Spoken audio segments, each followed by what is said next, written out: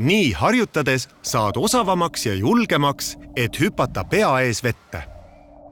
Alati kontrolli, kas basseini sügavus on hüppamiseks piisav. Delfiini hüpped. Seisa nooleasendis vees. Kalluta keha ette ja tõuka end põhjast 2 jalaga lahti. Sukeldu nooleasendis basseini põhja poole ja siis suuna end pea ja käte asendi muutmise abil pikalt libisedes pinnale. Rullpomm. Pane varbad üle basseiniserva ja kükita. Võta palli asend ja kukuta end vette. Jää palli asendisse ja lase veel end tõsta. Hõlju vees, kuni loed 5. Põlvili asendist kukkumine. Aseta 1 jala varbad üle basseiniserva.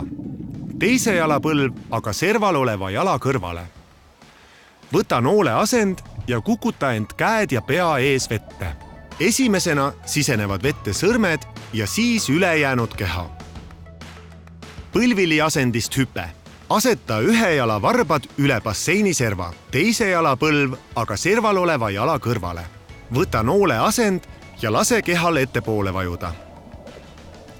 Tõuka serval oleva jalaga nii, et jalg sirutub. Siruta kogu keha välja.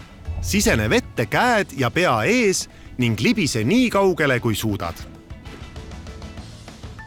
Jäta meelde, et ka randa minnes pead alati enne vette hüppamist kindel olema, et koht on hüppeks sobiva sügavuse ja põhjaga.